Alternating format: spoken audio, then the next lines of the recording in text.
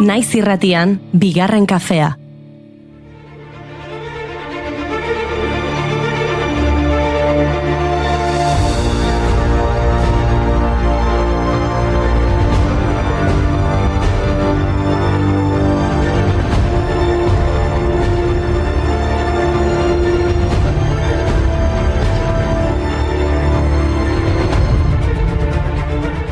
Egunon guztioi eta ongi etorri bigarren kafera. Atzo txokolatezko tarten eguna ospatu genuen eta gaur legoekin jolasean arituko gara. Izan ere gaur legoen mundu eguna omen da. Bai, gaurko egunez 1958an Lego jolas ospetsua sortu zuten Danimarkan. Ezagutzen duzu ezta, askotariko koloretako plastikozko adreilu gurutzatuak dira. Piezak eraskotan konekta daitezke objektuak ere egitzeko. Berez, Lego enpresa 1932an sortu zuen Ole Kirk Christiansenek. Negozio horri depresio handiak eragin zionean, altzariak saltzeari utzi eta zurezko jostailuak egiten aritu zen. 2 urte geroago, enpresa berriari Lego izena eman zion Leg Got, ondo jokatu, hitz daniarraren akronimoa.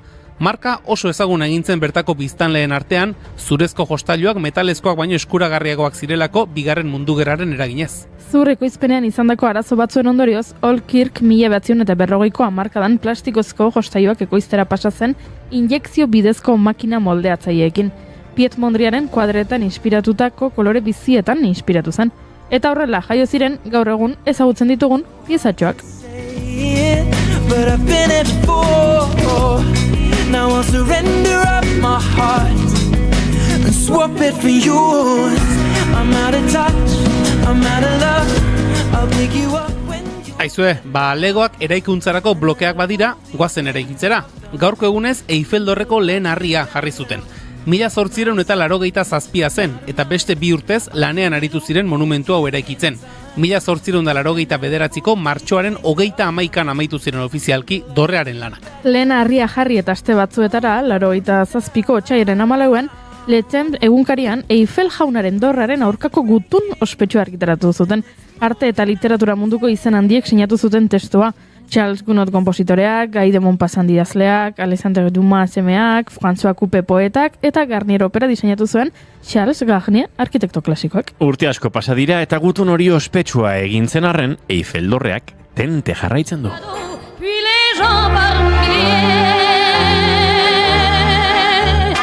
Sous le ciel de Paris jusqu'au soir enchanté. L'hymne d'un peuple épris de sa vieille cité, près de Notre-Dame, parfois couve un drame. Gizuen Lego enpresak beka bat duela nazioarteko espazio agentziarekin elkarlanean ikasle gaztei espazioarekiko jakimina sustatzeko julentzuretagoa proposa. Nekin hori. Ziur astronauta askori Legoekin piztu zitzaiela zientziarako grina. Ez da gaurkoa egun alaiena astronautentzat. Gaurko egunez 1986ko urtarrilaren 28an, Challenger espaziontzia iheratu eta handik 73 segundura suntsitu zen. Bidaian zijoa zen 7 kideak bertan hil ziren. Challengerren istripuaren ondoren 32 hilabetez etzen hegaldi gehiagorik egon. Urrengo bidaia Endeavour espazio ontziarena izan zen 88ko irailaren 29an. Challenger istripu bat jasan zuen lehenengo espazio ontzia izan zen, hala ere ez da historiako bakarra izan. Geroago 2003an Columbia anezkak beste istripu bat izan zuen. Galtzen da Orion, zure mapa galaktikoan, dena prestau agurra zalantza, eta egia nabeak piztu dira.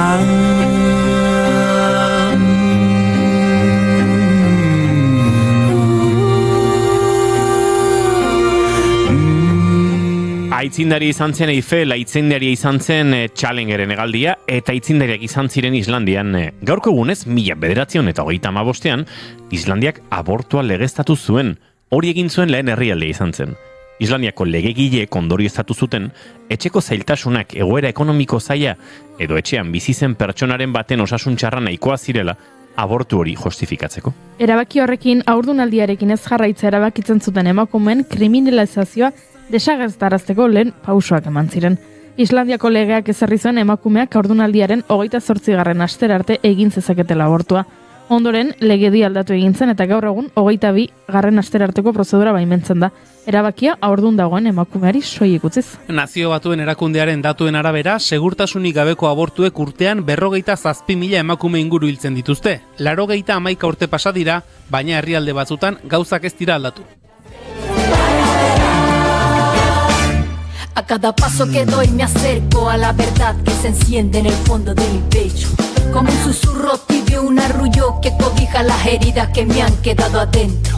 Porque de cada cicatriz que este vil patriarcado me ha dejado, yo me levanto con el puño en alto y sin temor al desacato. Arrasamos la avenida en este grito, por tanto espanto. Yo cuando camino dejo huella, como mi madre, mis hermanas, mis abuelas, cada una de ellas con sus palmas abiertas. Rompieron las cadenas que por nacer mujer tenían puestas, abrieron los caminos, liberaron los cauces y hoy somos el río.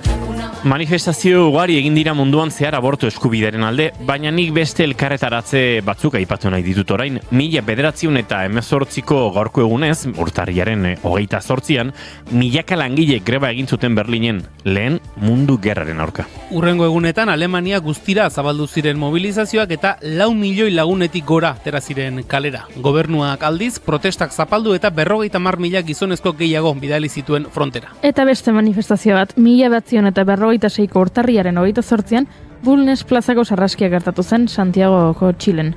Milaka pertsona prezioen igoeraren eta eskubideen murrizketaren aurka protestatzen ari zirela, karabineroek tiro egin zuten jendetzaren aurka.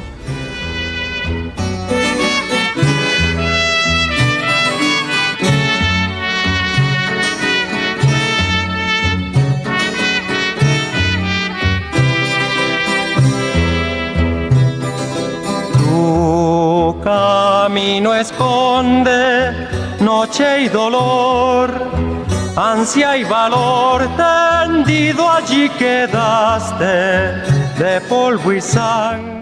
6 lagun hil eta dozenaka zauritu zituzten, hildakoen artean zegoen Ramona Parra Alarkon, 19 urteko gaztea, eta Txileren askatasunaren aldeko borrokaren simbolo bilakatu zen. Gerora bere izenarekin mural subertsiboak margotzen zituen brigada sortu zuten eta Victor Jarak berak entzuten ari garen kantua eskaini zion, BRP. Txiletik Kubara joango gara, 1853ko urtarriaren 28an Jose Marti jaio zelako Habanan, olerkari eta iraultzailea, gerora etorri diren idazle eta militante askoren erreferente handia. Gazterik hasi zen Kubaren burujabetasunaren alde borrokan, espetxeratu eta 78an Espainiara bidali zuten, zuzenbide ikasketak egin ez zituen Madrilen. 1875ean Mexikora joan zen eta Amor con Amor se paga bertsoz egindako lana aurkeztu zuen.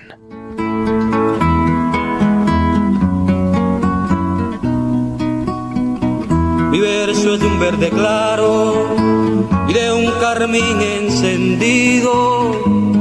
Mi verso es un ciervo herido que busca en el monte amparo. 1878an Kubara itzuli zen, baina handik urtebetera berriro atxilotu eta atzerrira bidali zuten. Kubako alderdi iraultzailearen oinarriak idatzi zituen Maximo Gómezekin batera. 1885an Amistad funesta eleberri modernista idatzi zuen. 1891an Versos sencillos argitaratu zuen bere poema liburu landuena. Eta 1881an beste lan guztiak utzirik Kubako iraultzaren alde jarri zen lanean. 1885an guduan hil zen arte. Azken 3 hilabetetan egunkari bat idatzi zuen Diario de Campaña. Martirenak dira alaber El Presidio en Cuba, 1978koa, La República Española ante la Revolución Cubana, 1873koa, eta Las Reformas, 1873koa hau ere.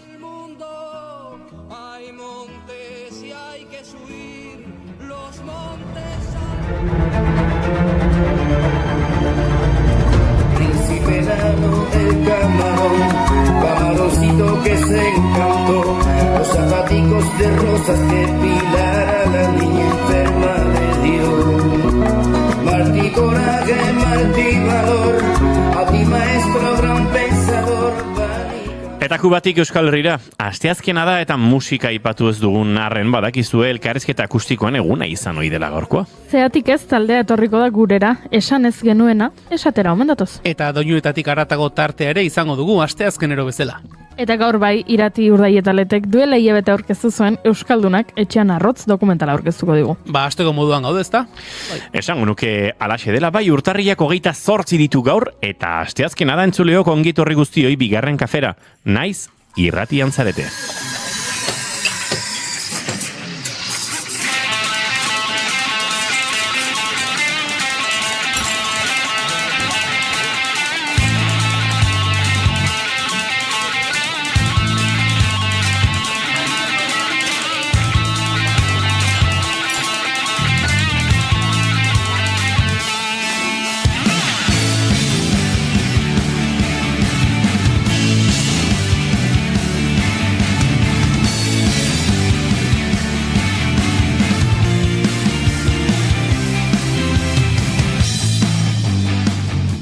Zuekin entzuleok, Julen Goikoetxea Orbegozo egunon. Baita zuei ere. Eta zuekin Goiuri Ezei Zarandia egunon. Egunon! Egunon! Altza burua ostun atortzen bare. Torriko alda. Oixe baietz. Oma! Izketan ari zaizuena, Iñigo Asensio Elurbide gaur bigarren kafeak 1116 garrena du urtarriak 28 garrena.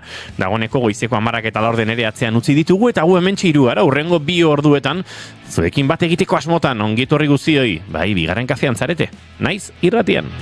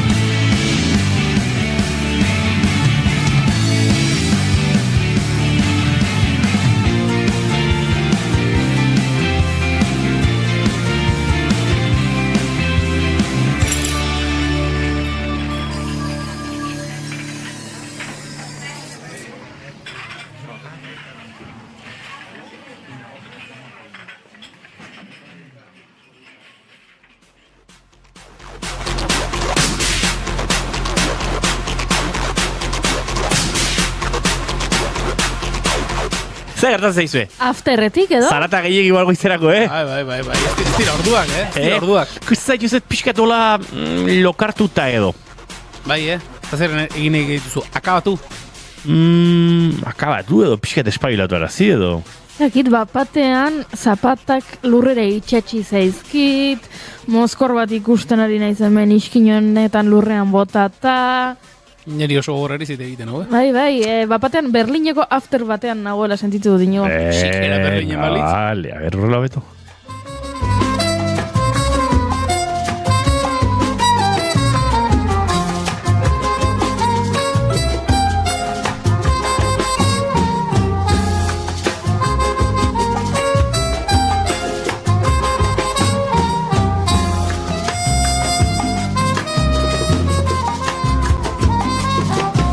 Oh, Cuba hermosa, primorosa, ¿por qué sufres hoy tanto quebranto?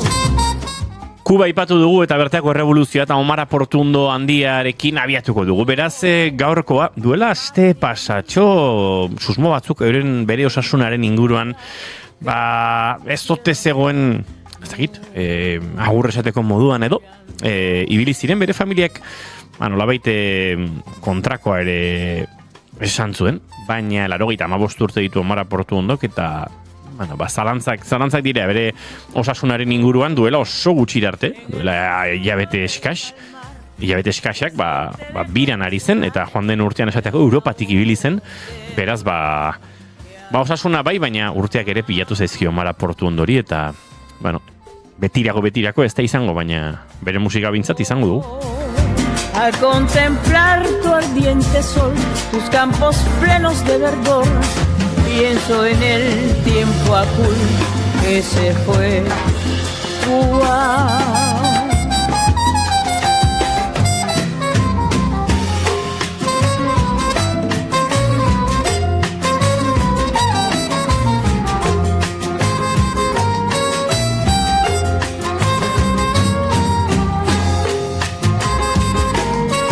Eta maite duten tartearekin abiatuko du noski, baita gaurkoa ere egunero egiten dugun bezalaxe. Julen Goikoetxe Arbegozo, zure maite dut azin da? Begira, ni gaurkoa maite dut ez txobate Dakart, eta aurtengo binakako pelota txapelketan, Iñaki Artolari gertatu zaiona ez, txapelketa hasi zen, eta bueno, Ander Rimazekin batera, ez du esango, sekulako txapelketa egiten, baina bueno, puntutxoak ateratzen hasi ziren, baina malau jardunaldiko ligaizka izaten da, ligaizka luzea da, gogorra egiten da, eta duela hiru bat aste edo, hasi zen, eskuetako arazo batzuk zituela, eta partida pare bat jokatu gabe utzi, eta berragerpeneko partidan, iragan larun batean, kolpe txar bat hartu, eta ezker eskuko atz bat apurtu du, eta bolara batean geldik egon beharko du, pentsa daiteke binakako txapelketan egin beharrekoak aurten egin dituela, eta pena ematen du ez, genuelako herrian ere ilusioa, bolada oso nean zebilelako, txapelketa txukun bat egiteko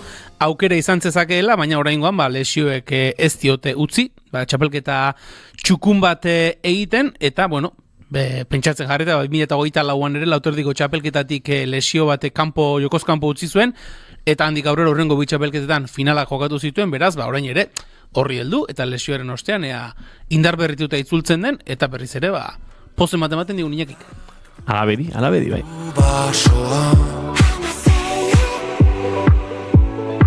Etxe jaunak iesi argitan adarraren deia talamian kantuak debekatuta Nafarroan. Berriro berrinen nagoa? Jo, emakumea! Esnatu, guaizolako maten. Baina, ez da txarra? Pixkatola... Ez da txarra? Pixkatola zirikatzeko, ari zea. Ez? Honek ere irodokitzen dit parranda giroa? Gaua... Ez? Baliteke, bai. Ernilloko erromerian tankerarik ez du, baina... Igual, aralarko... Txindokiko erromeria litzake gehioz. Balerdikoa, o... Baliteke. Balerdipeko erromeria. Zeina zure maite dutago, Juri? Nere maite duta da. Gabonak pasa direla. Eta, orain, txokolatezko turroia, beherapenekin dagoela. Hauxe ez nuela, espero. Hauxe ez... A ver...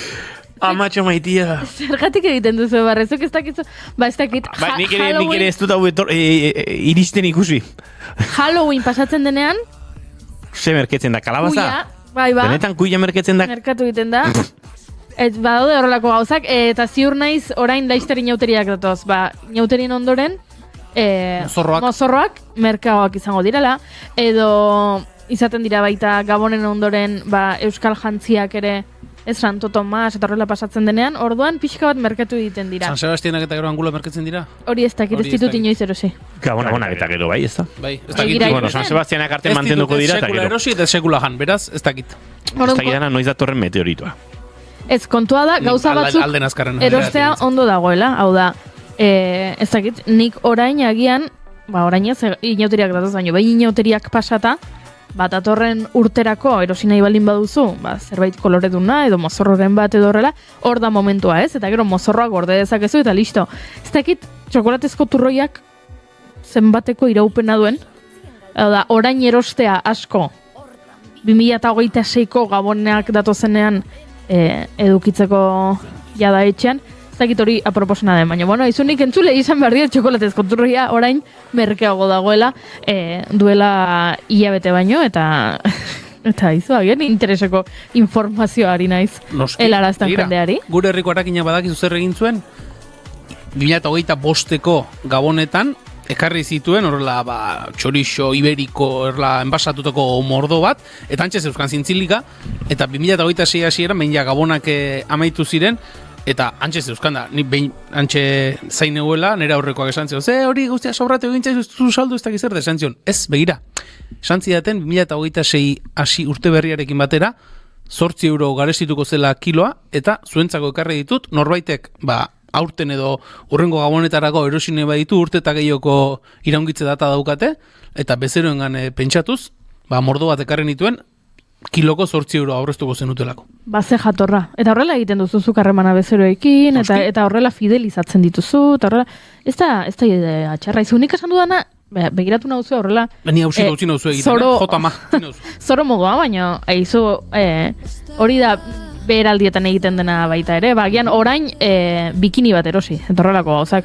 Erabiliko duzu bikini bat urtarriaren 28an? Ez.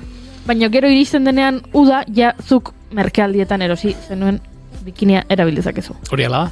Arrapazak. Gero garestiago gongo dira. Hau bizkorraek, hau baino bizkorra badek. Du egitzek elain. Ez, baina begiratu bertzaio batzuetan diru zorroari. Noski. Batzuetan ez beti, Gizuen negua zertarako den garaiona? Piragua zerbait esango du. Neoprenoak erosteko. Piraguak erosteko. Piragua bera. Jendeari, batez ere, pixkate, udatiarrak diren edo itxasokoak diren piraguoiek, jendeari neguan sobratu egiten zaizkio, eta konturatzen da horreko udan behin bitan atera zituela, eta trasto horren bazu egiten da biela, eta orduan oso eskintzanak izaten dira. Piragua puzgarrietaz, zer iritzi duzu? Piragua puzgarrien munduan, alor edo, maila oso ezberdina daude. Ez dakit, agertzen zaizkidalako, tartean behin, uste dut nire algoritmoak badakiela, hemen ordu batzuk pasatzen ditu dala zurekin. Niri ere agertzen zaizkit zureagoak diren gauzak lasai. Eta esan daitezke edo ezin daitezke. Sujetadoreak adibidez. Nahiko zurea bada kontu hori, Nola zen zesateken abestiura, sujetadoreak askatzen ikasi dut jada. Sinada que decir. Hori da, el canto del locori, hola, Sirri Plus egin zioten. Big noise. Ez, el canto del loco. Canto del locoren zeraura. Zesan Marnoen, batetik oso garaiona dela piraguak erosteko udarakoak eta hola, nik erosi, ni daukadan oraintxe prillon motiona, horrek 1.500 bat euro balioko ditu, eta 200 eurotan erosi nuen, iai kutu gabe. Garbi da txukun zegoela. Kontatu guren zure izer erosi duzun, oalapopen, zen nik ez nekien hau egin zitekeenik. Lehenguan, piraguan ibiltzera nindoa da, bere, bastan inguruan, galdu nuen nire eskuineko airpota. Hori da, entzuteko... Belarrian dagoen, eta orduan, zu gauzu zure kutsa eta zure ezkerrekoa. Eta orduan, Walapopen topatu dut, niri bezalaxe kontrakoa gertatu zaien norbait, eta orduan, eskuineko airpot bat saltzen zuen. Jo, galdetu diozu, zergatik saltzen zuen bakarra, jo, bagian hor ere, harremantzeko historia polit bat egon ziteke. Beneuken interes berezirik ez pentsa, Besterik gabe. Ondo, ez dara, barkatu prezioa negoziablea da, 20 uste izut da 20 eurotan erosi dut. Claro, ez nik begira, hori niri orain arte, ez zaiti inoiz bururatu, galtzen baduzu bat, eros dezakezula bestea. Pentsatzen nuen, bat galtzen duzunean, edo batekin egiten duzu aurrera, edo lote oso erosi behar duzu berriro. Hor azkarra izan zara inigo. Zalantzari gabe, hori, eta beste kontua, galdetu jazu piragua puzgarriengatik. Erantzun didazu, ja? Ez. Maia asko daudela esan dizut. Pentsetan hori zer erantzun. Ez erantzuna da. Piragua puzgarri batzuk oso onak dira. Eta orain nahiko modan daude Packcraft izeneko batzuk. Horre duela gutxi gure lagun kaiakista bat, akeita, igorrekoa da. Etorri zen horrelako batekin eta jauzietan eta saltoka eta nahiko traste hona dira. Eta piragua puzgarriek badute abantaila bat eta da biziletan gainean eraman dezakezula. Eta biziletaz mendiruntzu abiatu, erreka ertzean, zure motxilatik Packcraft atera, puztu, bizileta erigurpila kendu, piraguaren gainean jarri, eta errekan bera joan. Eta itxasora iristerakoan, nahi duzu, berriz ere desmontatu, bizitartu, etxerako buelta egin. Horrelako gauzak egin daitezke. Baina piragua puzgarrien artean gauza oso ona daude. Eta esaterako, Decathlonek eukizuen modelo bat, bikoa, zela plastikozkoa bezain zurruna ia, eta oso txukun ibiltzen zenago juri. Gero kutre xamarrak. Gero puzgarriarekin itxasora, segun eta ze baldintzetan eta ze distantzitara ibili nahi duzun kostatik, kaso kontu pixkate uki behar da, baina ez nahiko ondo funtzionatzen dute.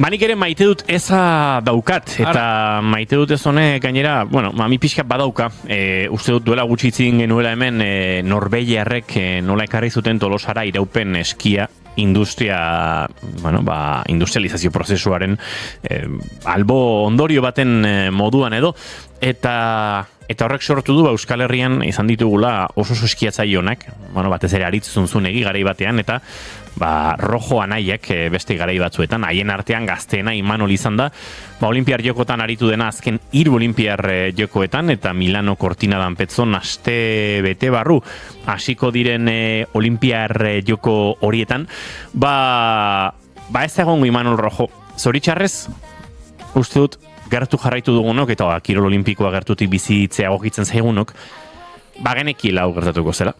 Eta berak atera zuen atzo bertan bere sare sozialetan, eta inbate edabietan ere, edatu da. Haren prentsa horra salatuz, egoera injustio baten aurrean dagola, justiziarik ez dela egin, eta 2019 geroztik batetik egokitu zaiola berari bere kabuz azpiegitura, bidai eta bestelakoak egitera, eta horretarako Imanol eta furgoneta, hainbat eragile, instituzio, eta artean kirolgi eta baita Bastin Fundazioa, enpresa pribatuak, eta babesle izan ditu, baina oso bakarkako bidea egin behar izan du.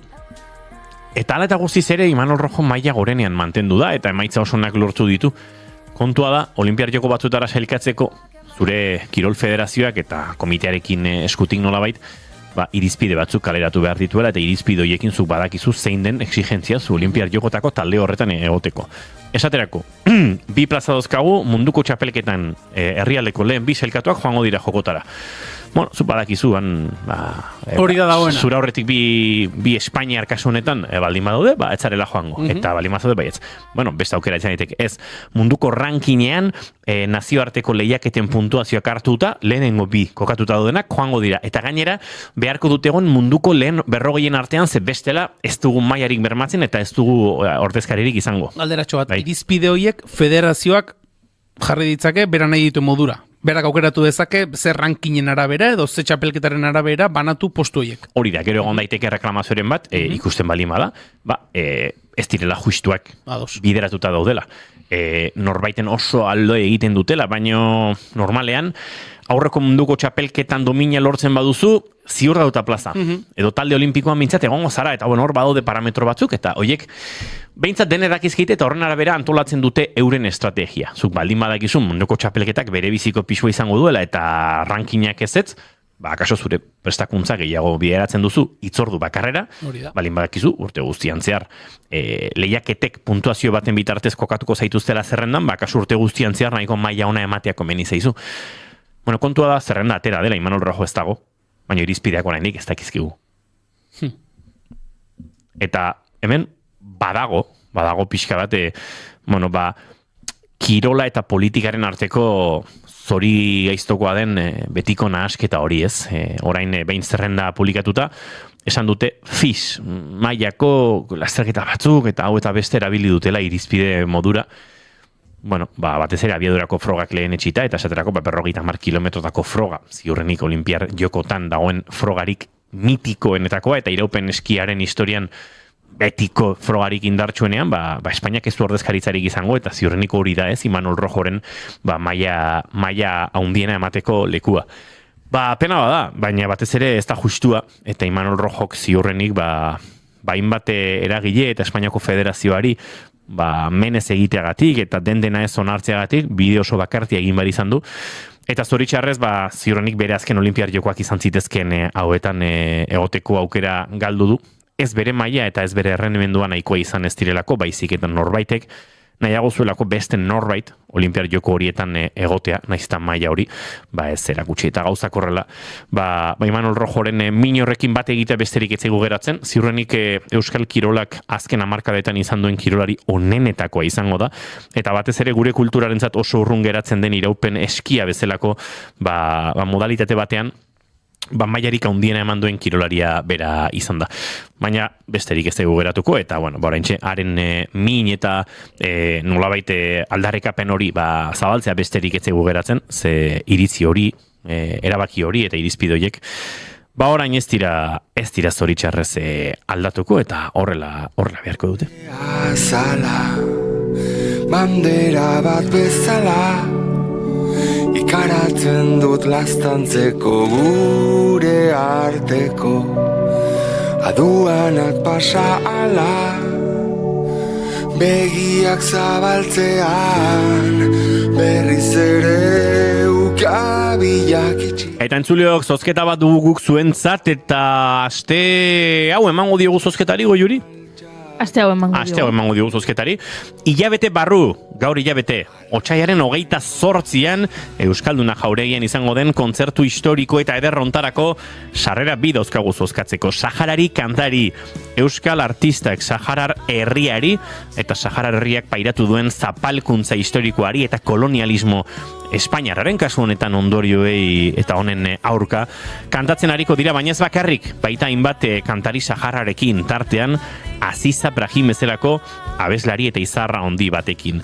Une historikoa Eñaute Elorrieta eta bera kantuan izango direlako, baina bertan elkartasunak eta kulturak, euskal musikak, gure herriak beste herriei kantatzeko duen joera historiko horrek ere bat egingo dutelako, eta guk sarrera hori zuek lortzeko aukera errex emango dizuegu, jakin nahi dugu, Goiuri.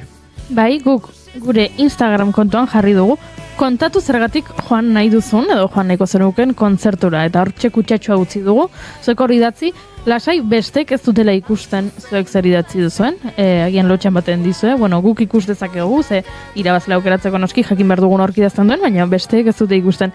Eta irakurriko dizuet, ba, bueno, aurrekoan irakurri nituen erantzun batzuk, gaur beste bat, adibide bezala. Ba, esaten digun horbaitek oso kontzertu hunkigarria izango delako eta jarraitzen ditudan artista handiak egongo direlako.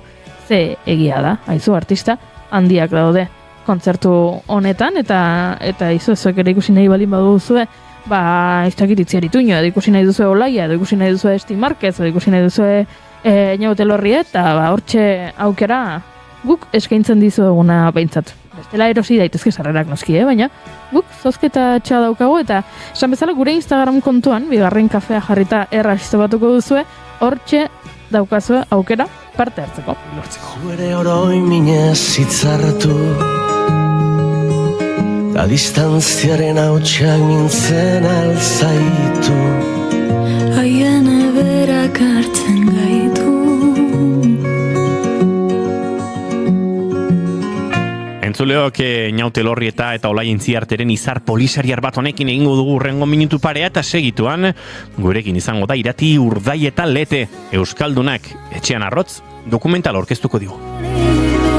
Izar polisariar batek itzein zidan, izar polisariar batek erantzun zidan, aske izango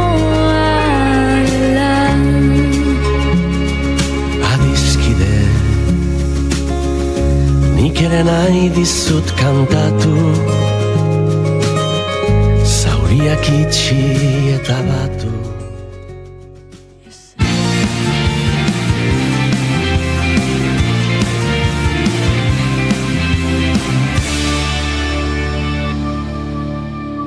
Keep calm and bigarren kafea.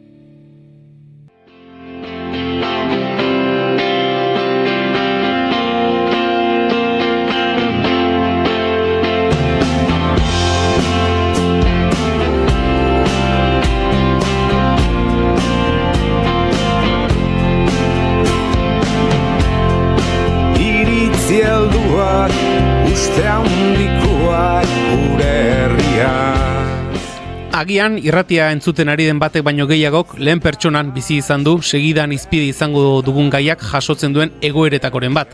Eta beste askok etxean entzungo zuten, gurasoei edo aitonamonei gertatu zitzaielako. Euskaldunak etxean arrotz dokumentalak Azpeitia eta Errezil inguruan jarri du fokoa, baina Euskal Herriko beste leku askotako argazki ere izan ziteken.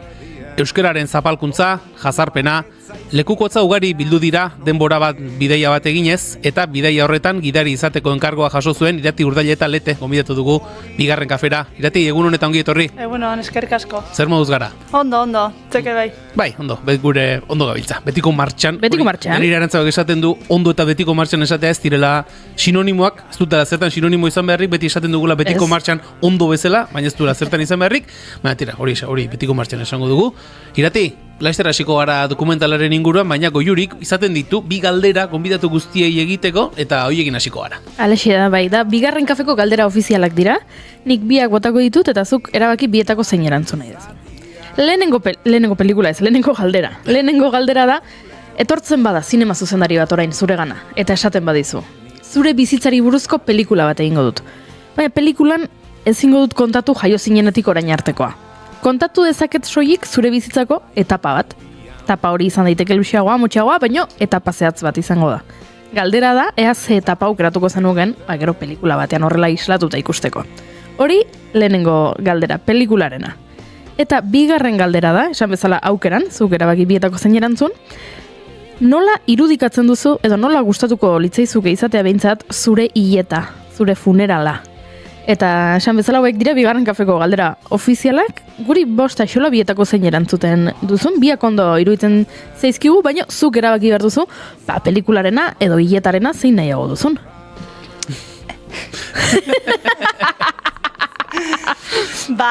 Hiletarena beti esaten dute Elizaz behintzat ez dadila izan, eta horretaz gain, guk lagunen artean eta heriotzaren inguruan eta hitz egiten dugunean, bakoitzak nola nahiko lukeen edo zer nahiko lukeen, batzuk adibidez esaten dute loreetan ez gastatzeko dirurik edo nik beti esaten diet mesedez eskelarik ez jartzeko eldiario askon. Garestiak dira gainera, eskertuko dute lagunek.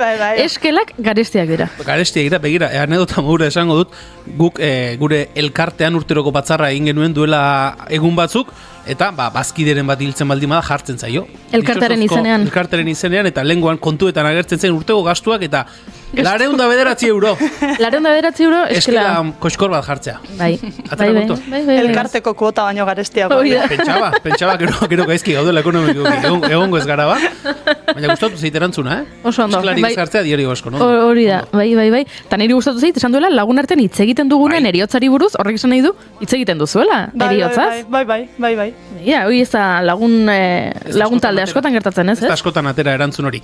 Tira erati, lehen da biziko bi galdera horiek eginda, esan dugu, Euskaldunak etxean arrotz dokumentala zaritzeko gonbidatu zaitugula bigarren kafera. Ni sarreran aipatu dut, bidaia bateko gidari modura aritu zarela, ez dakit esan ditzakegu, zu izan zarela dokumental honen zuzendari lanetan aritu dena? Bai, hori da.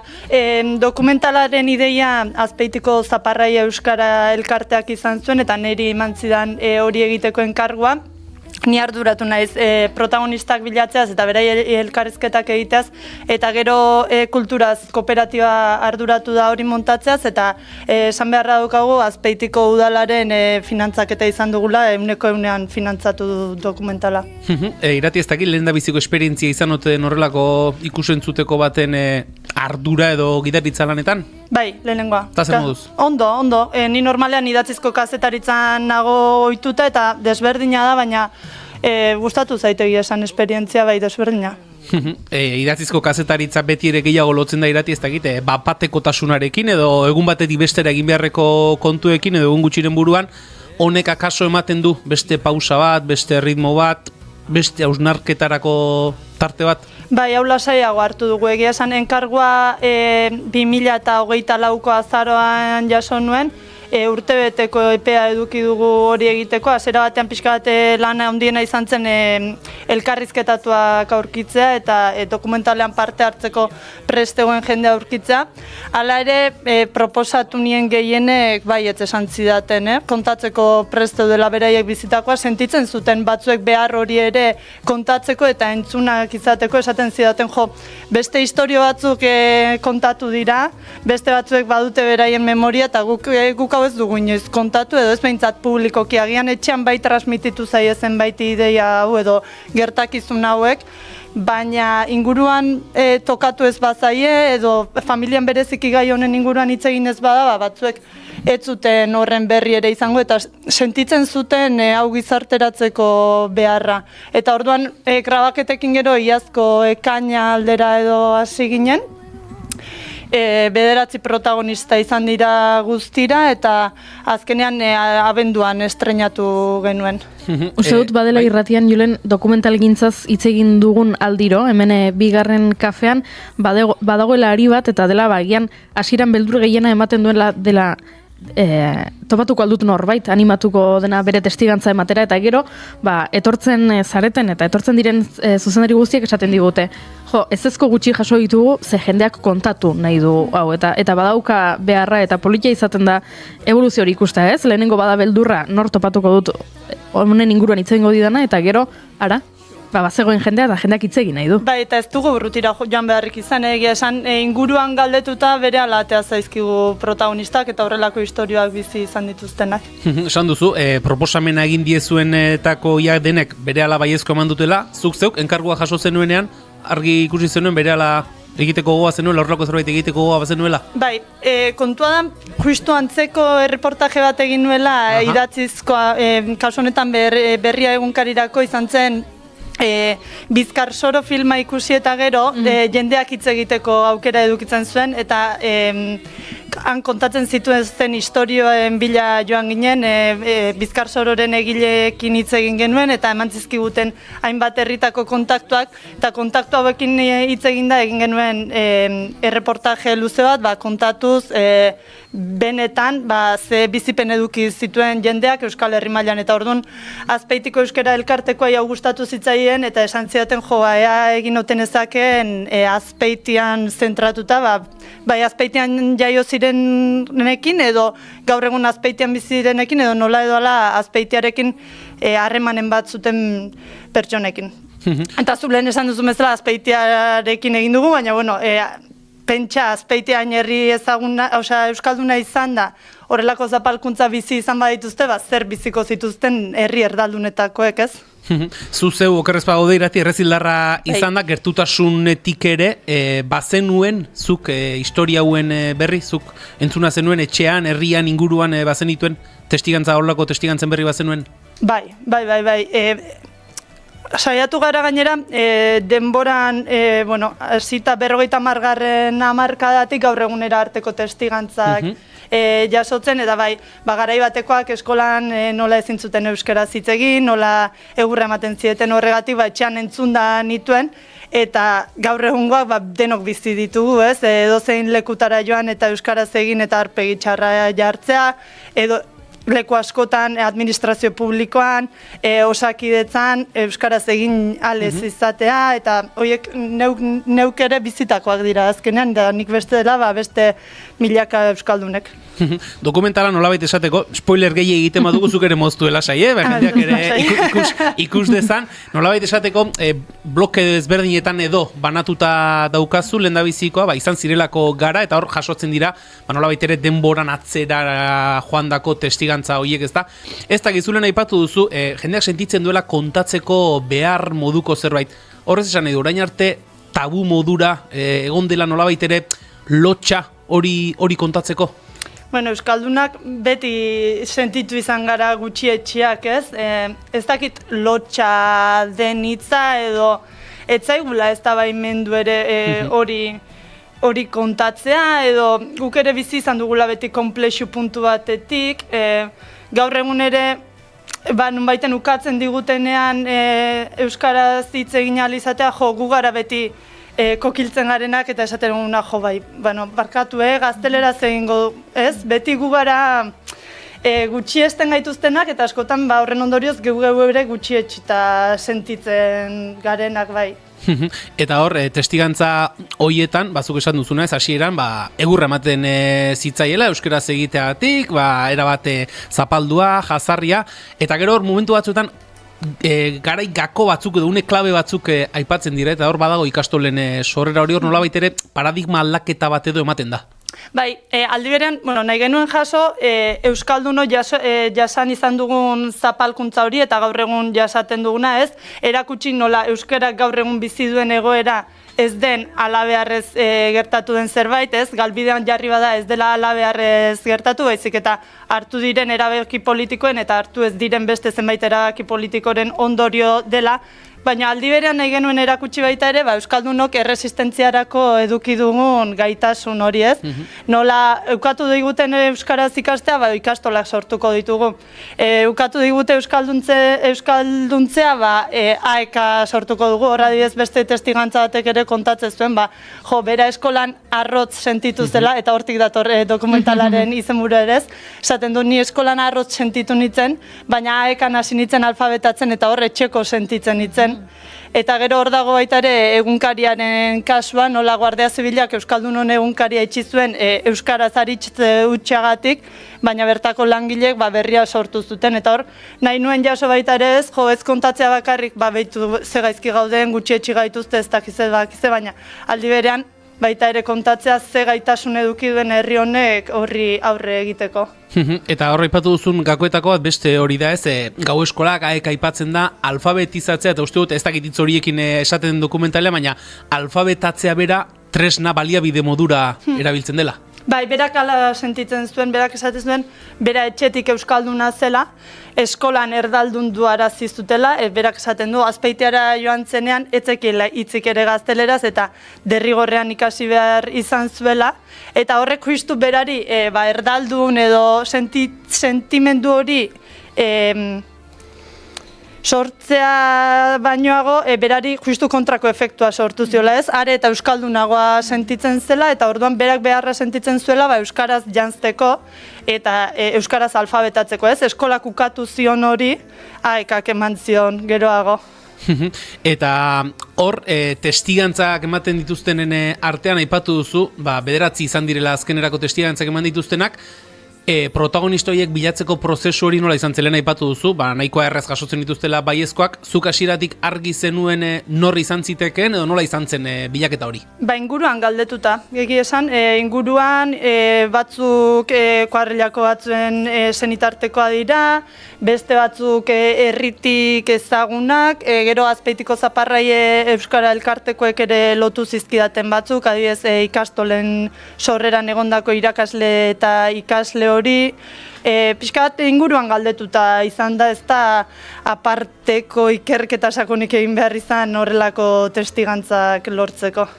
Gero, lehendabiziko lan hori bada, testigantzak jasotzea irati, gero horri denari, ez dakit, orden bat eman behar zaio, forma bat eman behar zaio, nolako prozesua izan da behin testigantza guzti horiek jasotakoan, horiek gero, azken muntaia izan den horretara pasatzea.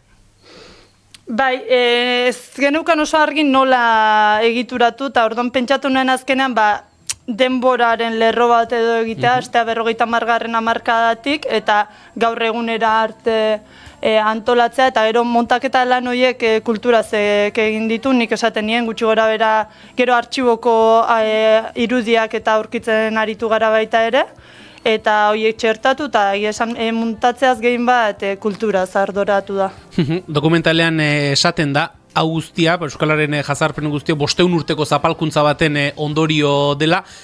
Hasieran aipatu dugu, duela, ez dakit, 50 urteko kontuekin hasten dela dokumentala, baina gero, Mikel Azkuneren testigantzak ere, ematen dio egoera, gaur egungo egoera, duela 20 urteko egoera batera ekartzen gaitu, baina horrek ekarbi uzten du zapalkuntza horren ondorioak, duela 50 urte bai, duela 20 urte bai, eta gaur egunero oraindik ere jasaten ari garela. Bai, adibidez hori Mikelek kontatzen du bera nola atxilotu zuten Euskaldunon egunkariko langile zela, eta hor adibidez kuriosoa iruditun zitzaidan ikasleekin egin genuen emankizun bat abenduan Azpeitiko 3 ikastetxetako ikasleekin, eta adina DBH eta batxilergoko ikasleak, eta orduan pixka bat hasieran iskanbila, ez iskanbila, baina aztoratuta, ematen ditu dituzunean eskolatik atera eta horrelako leku batera, eta gogoan dut egunkariaren kasua azaldu zenean pantailan denak isili geratu zirela, eta adi egon zirela entzuten, eta esan nuntze, ikasle hauek jaio gabe zeuden garai hartan, baina ez dira inbeste urtere igaro 23 urte beteko dira urten, eta seguru naiz, gehienek ez zutela behin ere entzun ere egingo, Euskal Herrian orain dela 23 urte, Euskaraz aritze utxagatik egunkari bat itxi zutela. Eta gero, Amaiak eta Alexek kontatzen dituzte gaur eguneko egoera gehiago, adibidez, Alexek kontatzen du nola ligatzeko aplikazio batean burla egin izan dioten Euskaraz aritzeagatik, edo trikitixa jotzen duela esateagatik, ez? Orduan, ikusten da pixkat jazarpen horrek evoluzio bat izan duela, ez? Lehen agian askoz agerikoagoa zen, fisikoagoa, egurra, kolpeak, eta gaur egun igual ez da hain agerikoa, baina jazarpena egon badago eta hori argi utzi dute bai. Bai, eta horren adibide ere bada ez, nolabait ere azken zati horretan, garelako izango dira bezala izendatu duzuen azken zati horretan, Amaia San Vicente eta Alex Artzelus agertzen dira besteren artean, eta horra aipatzen da, gaur egun gurasoen artean somatzen dutela, komplejo moduko bat, aurre gazteleraz ez dakitelako. Bai, hori herri euskaldunetan gertatzen da, ez? Beti gure burua gutxiesteko joera hori badaukagu. Beti gutxiago izatearen, eta ez dakiten gu geure buruari jartzen diogun zama bat, baina aldi berean jartzen diguten zama bat, ez? Nik neuk ere gogoan dut unibertsitatera joan eta euskaraz, gazteleraz baino hobeto moldatzeagatik iseka egin izan digutela. Bai, hori nire dintzat gertatu zait, eta Azpeitiaren kasuan ari gara, Irati, Azpeiti esan liteke, Euskal Herria luze zabalean kontuan hartuta, Euskararen arnasgune etako bat dela. Esan edut, Azpeitiaren kasua, baldin bada, oraindik ere Euskararen zapalkuntza, jazarpen horren ondorioa pairatzen ari garela, arnasgunea izan da, hau, Euskal Herriko beste dozin puntutara eramaten baldin badugu, Euskararen egoera badakigu oso larria dela, baina honen nolabait ere jartzen du ez, neurri moduko bat edo neurgarri modura, arnasgune batean egoera horrela baldin bada, arnasgun zestinenetan zer izangote da. Bai, neuk ere hori pentsatu izan dut ez, guk azkenean, ni neu ere arnasgune batean bizi naiz, eta erraztasunak ez dira erabatekoak, baina gutxi gora bera, nahiko errez bizi zaitezke gaur egun behintzat euskaraz. Ez pentsa ez, zer izango den hori inguru erdaldunago batean bizi den batentzat, ez? Eguneroko ekinaren ondorioz ahalik eta gehien egin euskaraz saiatu eta gainera ze gutxiespen eta zer jazarpen jasango duten bai. Egian egin beharko litzateke dokumental hau herri erdaldunago batean eta alderatu ez, ea egoera zer nolakoa den batean eta bestean. Bai, baina behintzat horretarako balio du, esan nahi dute, arnasgune batean egoera hau da, hortik aurrera norberak atera itzala edo estrapolatu dezala ez, gutxi gora bera, bere ingurura. Irati, gustora geratu zara? Bai. Emaitza ikusi nuenean eta gainera hori pantalla handian aurkezten duzunean zeure ordenagailuko pantalla txikiarekin alderatuta oso desberdin ikusten da eta beste kolore bat hartzen du, Bai, impresio ematen du, Zeuka, beste aldiz ordenagailuan ikusi eta gero horrela pantalla handian ikustea eta egia esan erantzunarekin ere oso gustora geratu ginen. Abenduan eman genuen Azpeitiko Soreaso antzokian, egun batean Azpeitiko 3 ikastetxeetako 250 300 bat ikasle etorri ziren, eta gero larun batean eman genuen herritar guztientzat, eta harrera oso ona izan du egia esan, eta orain ere ikusgai dago, nahi duenak YouTubeen badu horretarako aukera, eta gero korrika kulturalaren baitan ere, beraien programazioan sartzeko aukera eman digute, orduan herriren batek nahiko balu korrika kulturalaren programazioaren baitan dokumental honen aurkezpena egitea, preste egongo ginateke bai. Erreza izan zen onaino hau da azken bertsioa, istea edo buelta asko mantzizkio zuen. Bazen nukaten epe muga bat edo epe muga bueno, horrek ere laguntzen du akaso.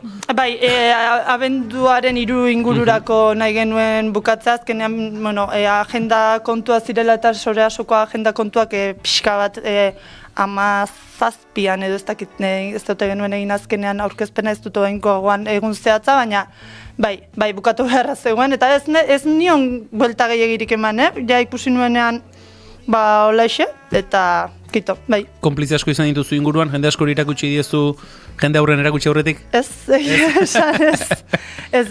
Ingurukak ere joan ziren gero aurkezpenera, baina ez ikusi gabeak zeuden, bai. Esan duzu, beraz, lehendabiziko urratsak ematen ari dela, korrika kulturalaren baitan ere ikusteko aukera izango dela, YouTubeen ere izango dela. Ez dakit, protagonista izan diren horiek, testigantzak eman dituztenek, ikusitakoan zer esan dizute? Gehienak Soreasun egon ziren, eta ikusi dutenek asko gustatu zitzaile esan zidaten, eta hori kontatu beharra zegoela, eta gustora geratu ziren. Agian gero igual bat-matei ez zitzaion gustatuko eta ez zidan esango, baina esan didatenek behintzat, bai, gustora geratu direla esan didate. Esan diguzu, Irati, hau izan dela nolabait ere, lehen esperientzia ikusentzuteko baten gidaritzan, goa geratu zeizu? Bide honetatik jarraitzeko gustora aritu zara? Bai, gustora aritu naiz ez, dakit, beste proposamenen bat balego igual aztertu beharko genuke, niri kazetaritzan idatzizkoa gehiago gustatzen zait, edo gehiago landu izan dut, baina, proposamenen bat balego, batek daki. Ateak itxita behintzat ez ditugu utziko, Irati Urdaile eta Lete Euskaldunak etxean arroz dokumentalaren egilea. Eskerrik asko, bigarren kafera hurbiltzeagatik, eta izan dezala, bideo paro dokumentalak. Eskerrik asko zuei gonbidatzeagatik. Zatez bihurtzera lo ezinak nagi, mamuak izara da itzakaragi.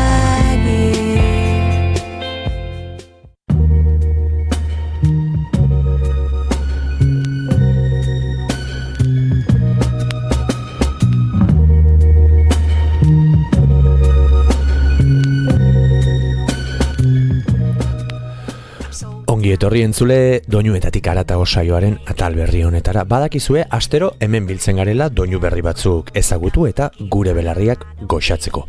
Aste honetako lehen gomendioa Blind Pilot izeneko taldearen 3 Rounds and a Sound kantua izango da.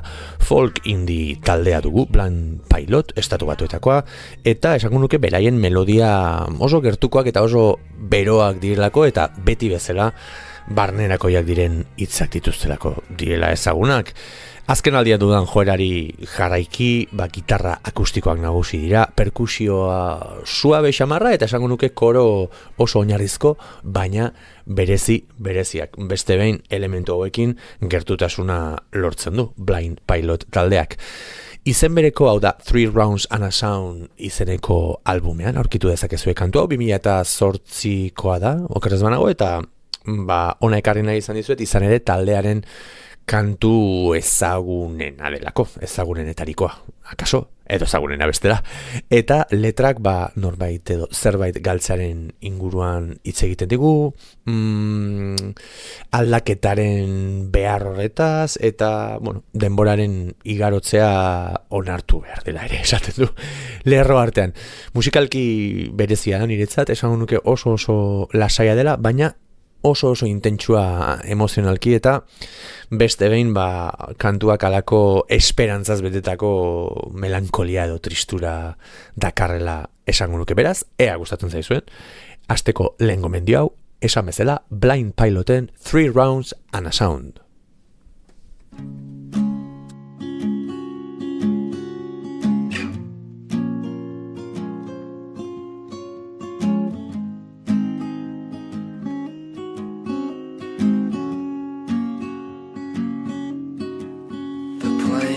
Our song, they're playing our song. Can you see the light? Can you hear the hum of our song? I hope they get it right. I hope we dance tonight before we get it wrong. And the seasons will change us new, but you're the best I've known. And you know me, I could not be stuck on you if it weren't true.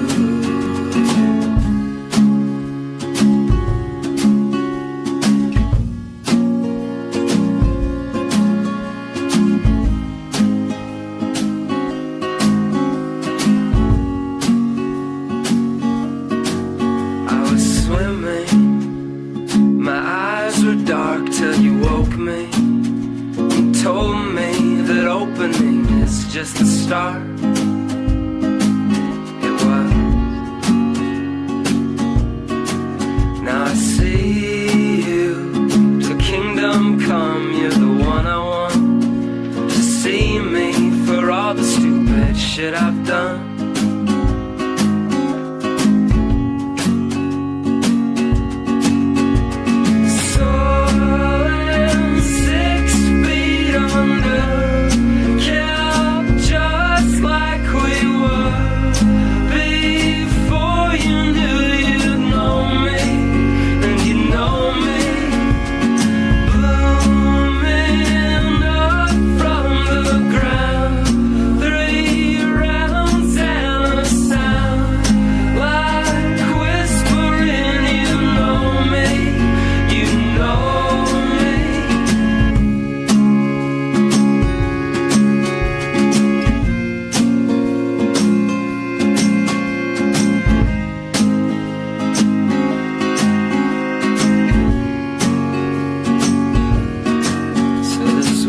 Our song, this was our song.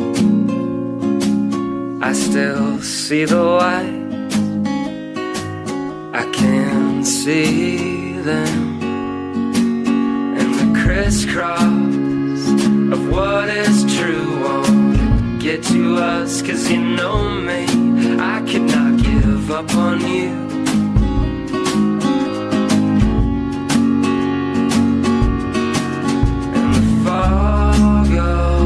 What is right won't cover us. 'Cause you know me, I cannot give up a fight.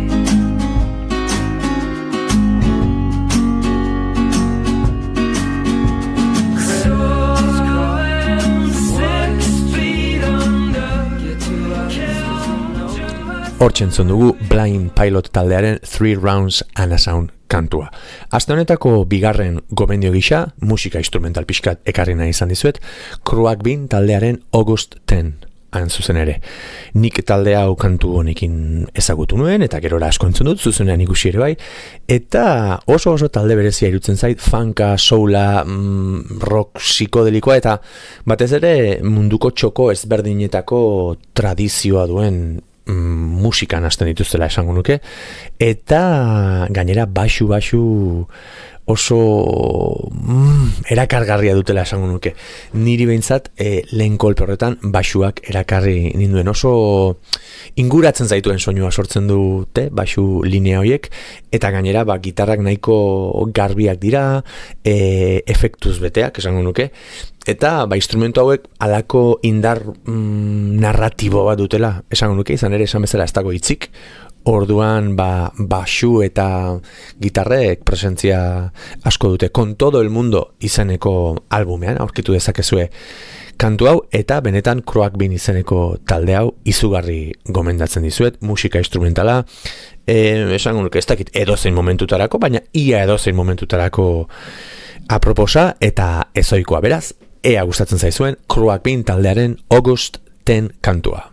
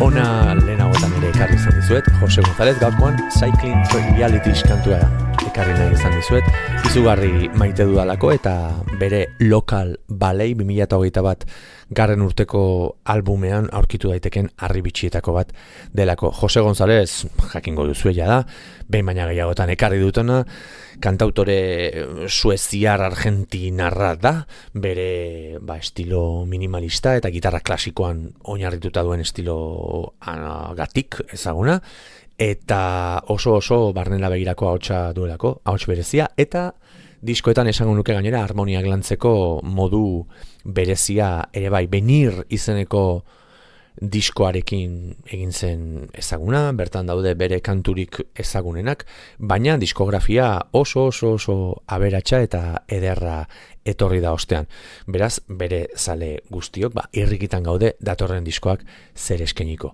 Hori dela eta ekarren nahi izan dizuet, aste honetan 3. gomendio gisa Jose Gonzálezen Cycling Trivialities. Hementxe duzue.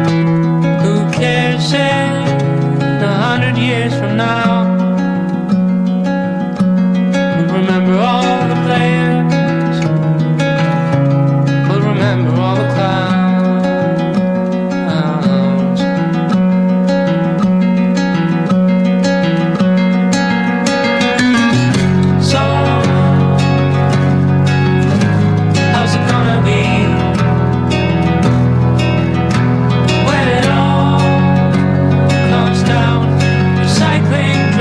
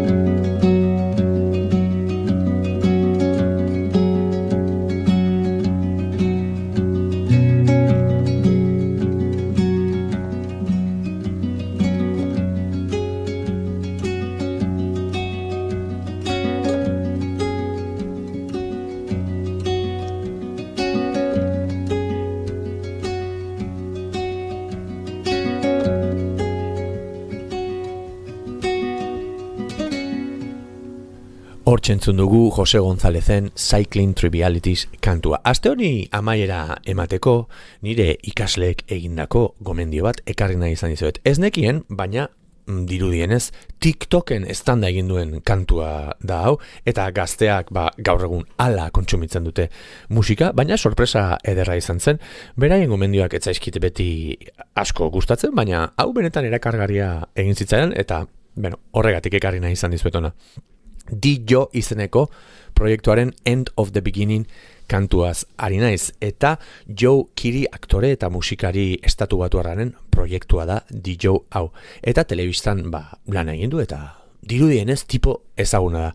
Asko gustatu zait kantu hau, izan ere synth pop ukituak aurkitu dizkiot, baina soinu nostalgiko edo 80. hamarkadari keinua egiten dion soinua ere iruditu zait. Akaso oker nabil edo erratuta nabil, baina izugarri erakarri nau kantuak, oso laburra da eta oso berezia zentzu guztietan. Batez ere melodian arakatuz 2022an kaleratu zuen Decide diskoan aurkitu daiteken kantua dela ikusi dut, eta esan bezala oso famosoa omen da, beraz ni bezala orain arte entzun ez baduzue, gaurkoan hemen aukera. Aproposa iruditu zait, aste honetako gomendioetan azkena izatea, asteari agur esateko, eta zuei besarkada handi bat bidaltzeko. Entzule, hurrengo astean entzungo dugu elkar. Hementxe duzue Dijoren End of the Beginning. Just one more tear to cry, one teardrop from my eye. You better save it for the middle of the night, when things aren't black and white. And the troubadour, remember 24.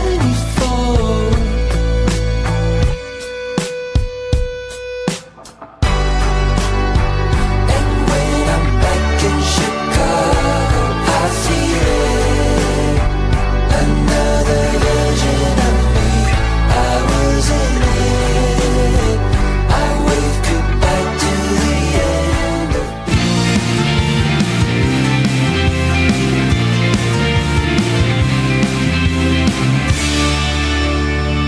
Keep calm and bigarren kafea.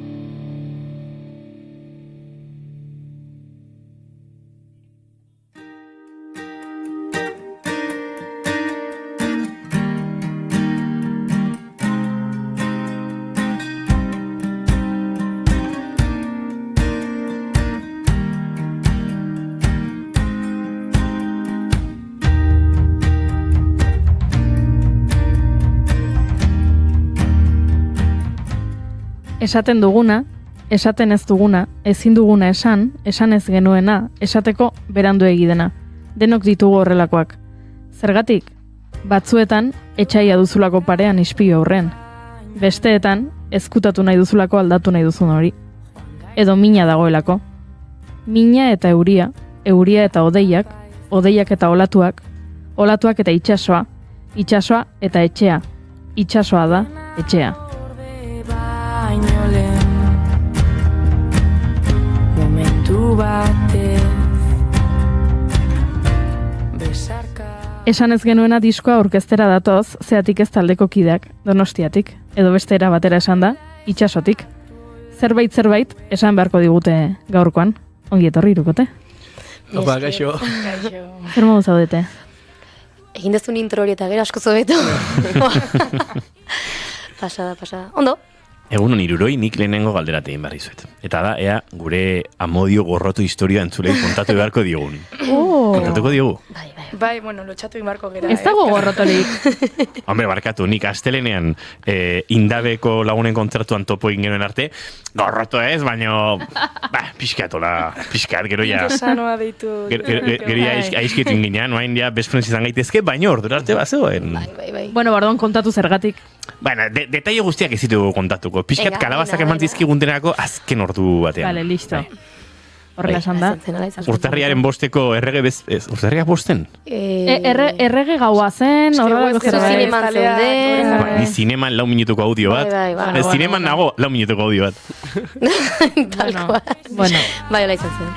Errege despera, esan urrengo egunean genuen irratsaioa, beraz... Ez dakit zertzen. Gazki antolatu ginen, eta gogo asko genituen etortzeko, eta lehenengo proposamen hori esan genuen baietz, eta gero esan genuen, ostras, eta nola egingo dugu. Aldiegu erru guztia Pablo zurutu zari eman. Erru guztia Pablo rentzat. Bai, oso ondo iruditzen zait. Bai. Pablo nerrua, Pablo bilatu nahaztuzun dena. Berarekin amestu dut gaur. Bai? Bai, amestu dut lagun batekin geratzen nintzela, eta lagun horrek esaten zidala. Joe, barkatu, eske konfunditu naiz eta geratu naiz zurekin eta beste lagun batekin aldi berean. Axola dizu, 3 jute balin bagea elkarrekin afaltzera, eta nik, bueno, ba ez, aurkeztu idazu, eta gain jatorri izango da, eta jote ginen jatetxe batera, eta Pablo zurutu zazen, 3. hori. Eta nik, Pablo zautzen dut. Kompainia oso ona, Hori da, subkonstientea.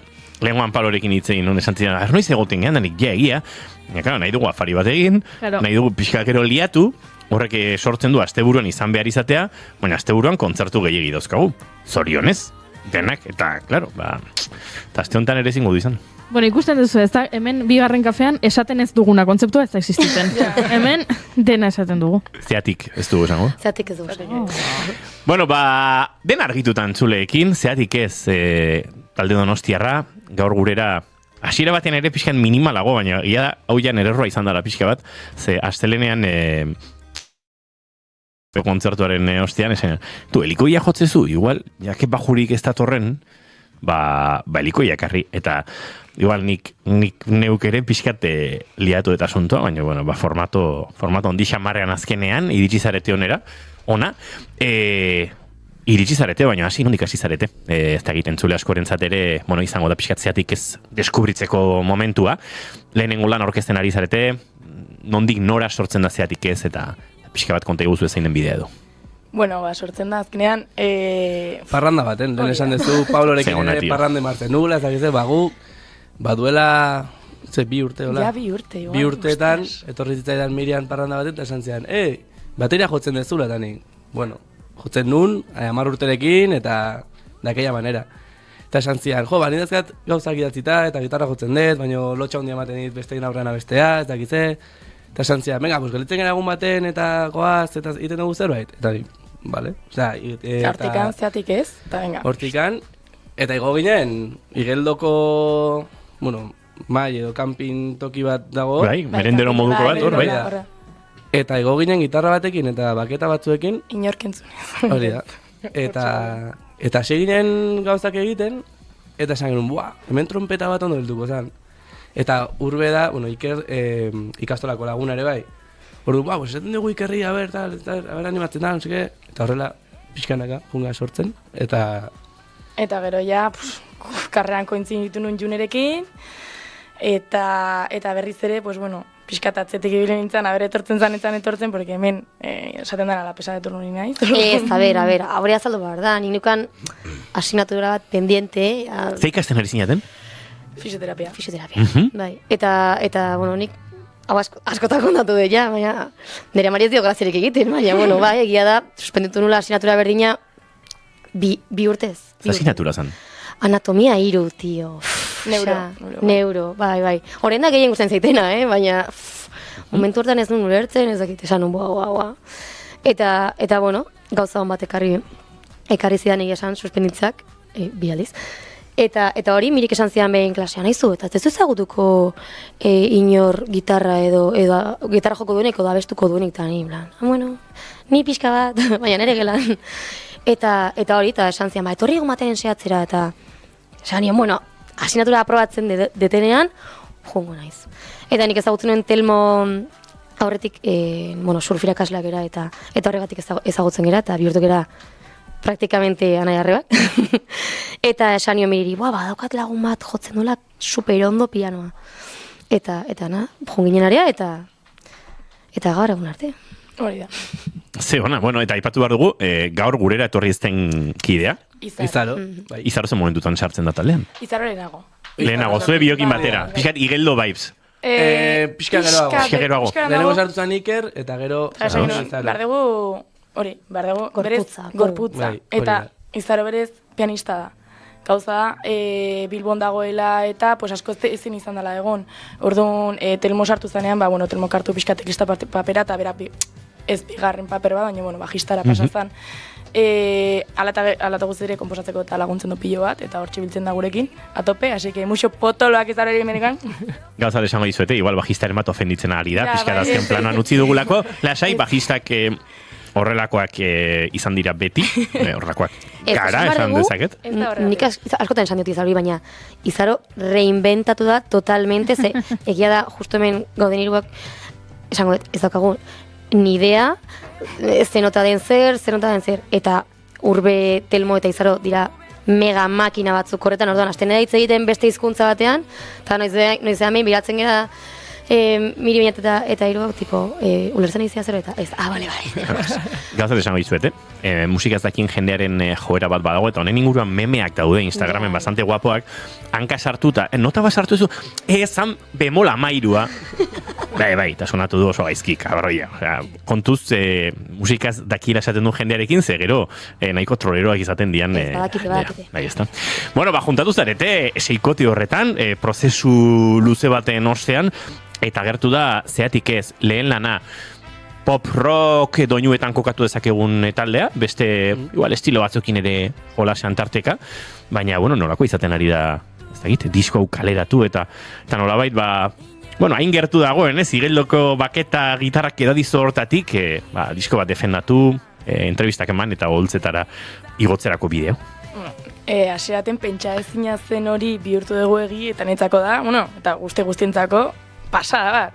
Osea, esate dezuna, baketatekin eta gitarratekin izatetik, taldeat izatera, hainbat pauso eman ditugu. Eta hasinan, beinatek eta guzti esaten zian, tu flipada, ez esaten aizea, hain joko degula denen aurrian, ezakize. Nik esaten nion, kontzertu bat ematerako, oaindikan, giltzala pilo bat. Eta derrepente etorri izan aste nagusian, juntatuta gero, etorri izan aste nagusian egiten dan azoka moduko bat eskifaia, kofradiak antolatzen duna, eta hor gaude sartuta batzuk, eta esan duten ez dute hori bai izan zen akustiko edo ingenun. Eta ateratzen hortikan, jendeari gustatu zitzaiona. Eta esan genuen, ostras, igual hasi bergera ja ondo eta serio, eta labaki genuen hortikan diskoak grabatzea. Iraian, ez? Bai, horri bilgine Zumaian, Jurbirekin, ozen estudioaken. Uste dut, ez da egidago esan daiteken, Iraia Kamra lankideak esan zidan lenguan, asmo hieran zebilela, baina igual hau gehiagi esate izaten ari. Bilera bat zeukatela. Hori da, baina Iraia Kamra lankide musikaria da, bere lan ura ere entzun genuen, lehenengo lan hori, baina badabil beste banda batekin, eta bera ere bigarren kafeko entrevista akustikoetan laizter ikusiko dugu, baina bidetik diskorik grabatu beharko du, eta kaso Zumaian grabatuko du. Diskoa grabatu, kontzertuak eman, okeres banaiz etxekalten aritu zinaten, duela oso gutxi eren egungo lagunekin, esango dugu, mugango lagunak ere tartean ziren, eta pixkat, Donosti sounda berrizendatu, berreskuratu, euskaldundu, eta beste giro batzuetara eraman du. Ze, oso osasuneko dago, Donostian oraintxe sortzen ari den musika, eta zuek, bultzada horren, olatu horren parte, ez? Bai, nik bai sentitzetela, gerala, aurretik sortutako edo sortuta zegoen olatu baten parte sartu gerala orain. Eta mundua deskuritzeko. Gu sartu gera itxuan. Esaten nahi gana, ez dakigu ezer, hartu ditu lagunak edo lagun batzuk bildu gera bakoitza bere etxetik jotzen zuna eta sartu gera munduntara. Eta aldi berean ze polita, ez? Ez dakigulako, baina ega deskuritzen, ditugula lagunak, daudenak hor, guri laguntzeko preste, aipatu dituztuna, muganekoa, iren egun, indabe. Gero, dakagula, gauzapi bat ikasteko. Eta, ez dakit. Nik uste hori izan dela, azkenean. Olatu horren parte, orain. Bai, nik uste, mirik esan duen bezala hori izan dela, gutxinez, nik eramaten den ikaskuntzarik handiena, ez, esatea, irekitzea beste mundu bat, guztiz, eta dokat dena ikasteko. Horren arte, jodegu bakoitzak bere gelan, momentu tristetar, eta batean, juten zera hori kontzertu batera, eta kasik ez dezu abestu behar zuk, jendeak abestu nolako abestia da, ez dakit, osea, azaldu ezin daiteken zerbait eta hori oso hunkigarria dena.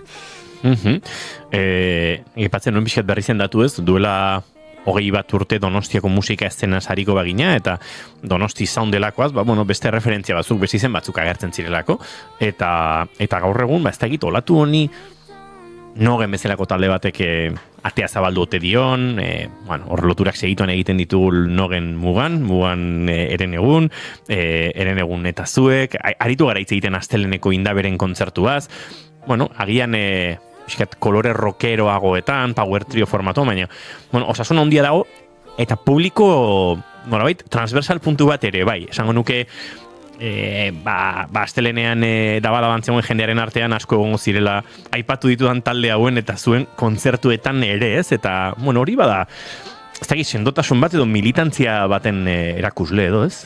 Bai, eske nik uste dut egiten dugula ere bai, guk adibidez hartzen dugu, esan dezuen taldeetako zerbait.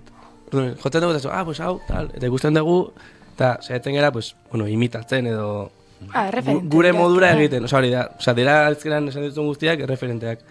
Orduan saiatzen gara gure modura egiten. Orduan, estena hori ere bai, jendearentzako ere oso antzeko izaten da, eta orduan publikoa edo normalean antzeko izaten da. Bai, sentitzetela hori sendotzen ari dela, eta ze polita ere gu horren parte izatea, ez? Donostia euskaldun egin behar dela oraindikan ere, hor borroka potentea dakagula, eta horren parte izatea ere, eta konturatzea parte izaten ari gerala, orain hasi gerala, niri unkitu iten hau, baina, eta gizu.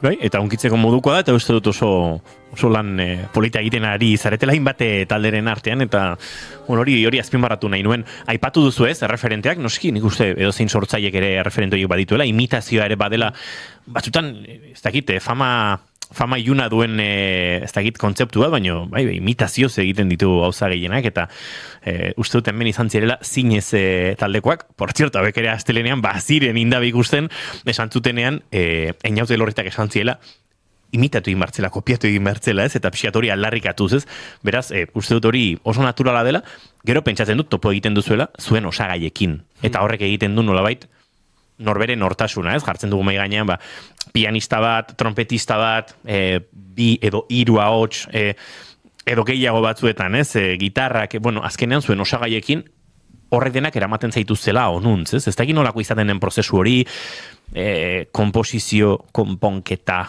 grabaziora bideko bide hori nolako izaten da?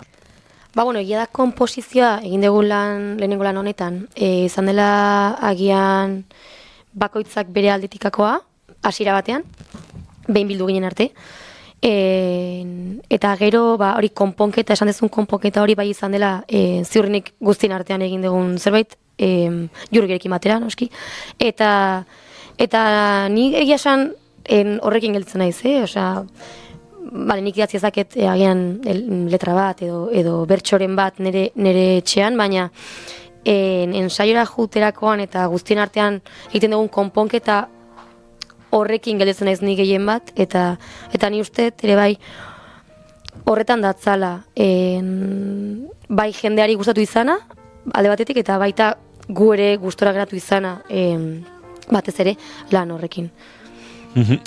Diskoa gerora zuzenekora eramateak lan berezirik eman dizue, edo... Izpilo horrean pixka bat, igual. Baina uste genuna, baina... Izpilo horrean, baina azalduko dugu pixka zergatik, ez? Bai, hori da.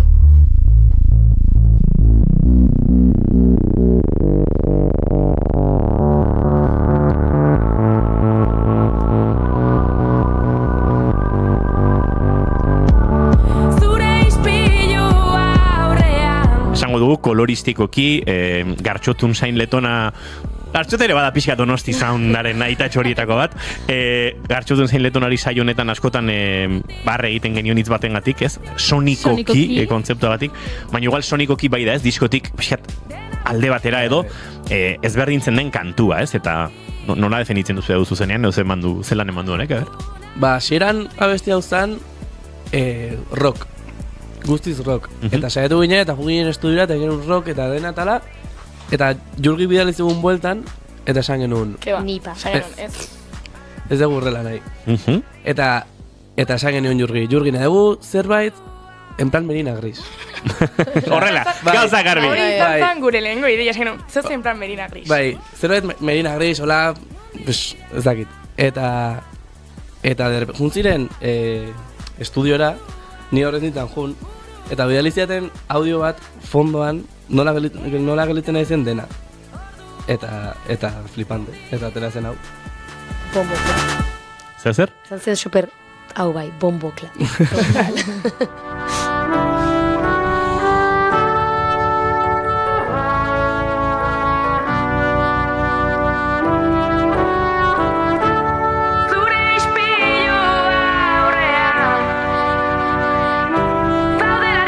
Aipatu duzue Merina Gris eta referenteen giro horretan sartuta Ander Merino eta zer hitz egin marko diguzue. Ze uste dut, berebiziko pixu ere baduela proiektu honetan Merinok. Bai, baduka. Bai, oza hori, gure movida guztien arten ere, de repente iritsi ziren Merino eta Sergio gure gana. Eta hori, gure lokuran, de repente hori, eta orain batera ari gara lanean, eta super gustora. Bai. Aizue, gauza batzuk gehiago badakizkigu zeatik ezen inguruan, nik lehen kontatu dut, astelenean, urbe pixka xaxatu nuela helikoiarekin zerbait egin genezan, eta egin ere egingo dugula, beraz uste dut, lehenengo kantu hau, kantu akustikoa deituko diogu, naiz eta nahiko akustiko berezia montatu dugun, aurkezteko moduan garela, errudena, zer jakin behar duen entzuleak, nahi baduzu zerbait jakitea, laizten entzungo dugun kantu honen inguruan. Bueno, azkenean errudenak bakoitzak bere da interpretatu zakena besti badala. Eta askotan egiten diola,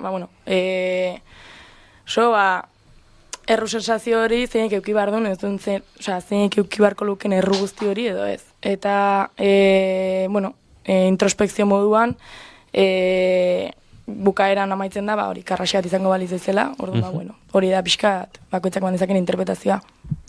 Entzuleok, badoaz gure set akustikora zeatik-ezko lagunak, zoazte eta prestatu, eta errudena eskainiko digute, eurek proposatu duten formato berezi honetan, eta segituan entzuteko aukera izango dugu.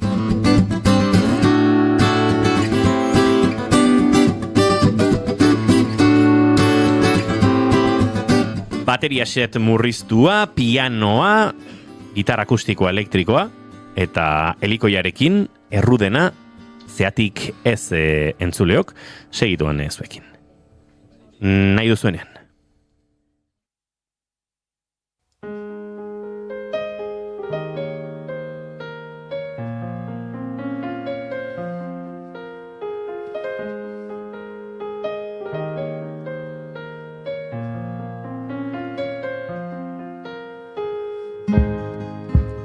Beste ben, aserretu zara odeiekin, haiek dute eta errua, ta ez dakizu zer egin. Beste ben, aserretu zara euriarekin, beratik duzuta begiak busti.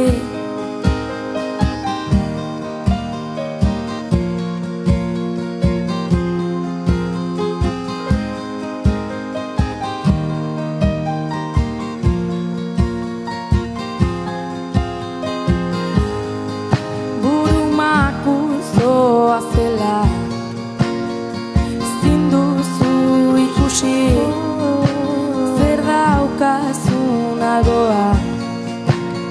Zein ede lore hori, denbora pasa ala, eskerrak euriari eta odei horre,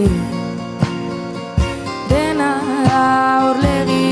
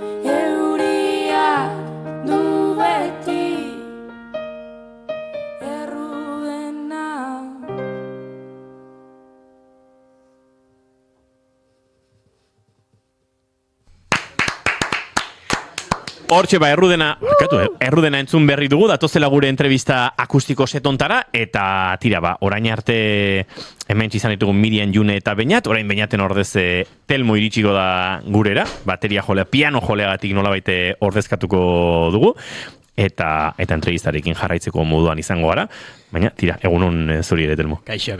Bueno, aipatu dugu, ez dakit, Berina Grise giroan edo egin nahi izan duzuen kantu hori, horrek zuzenean jotzeko teklistari lan berezia ematen dio, ez dakit nola moldatu duzuen, sekuentziengatik autu egin duzuen, edo ze borroka egin dituzuen hor? Hasieran izan zen pixka bat kaos, baina gero kontuatu ginean nik etxean beste piano manekala. Orduan, ingenuna da, bajoa berez zaila da jotzea besti hortan, bajo akustikoakin. Orduan, adostu genuen beste piano txiki batekin, nola kasio txiki batekin, ez dakit. Oktabadore moduko bat egitez. Berak egiten du. Orduan, abesti hortan ez dago bajorik, baina badaude bi teklatu. Eta gutxi gora bera esango nuke, defenditzen gehala.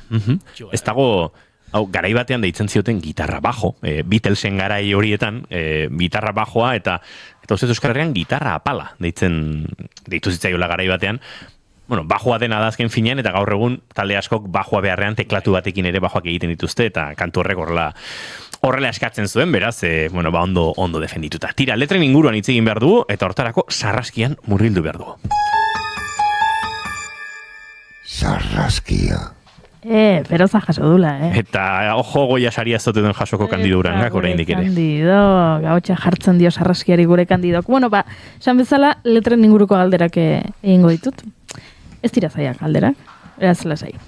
Topatu ditut errepikatzen diren kontzeptu batzuk diskoan zehar, ez adidez, abesti ezberdinetako esaldi batzuk dira. Itxaso hontan ez dago urik, itxaso parean argia bizkarretik, eta nola eskatu olatuei. Uste duzu diskoa letra aldetik behintzat oso ezberdina izango zela Donostiarrak ez bazinate? Bai. Guztiz. Bai. Erreferentzia asko itxasoari, kostari, zergatik?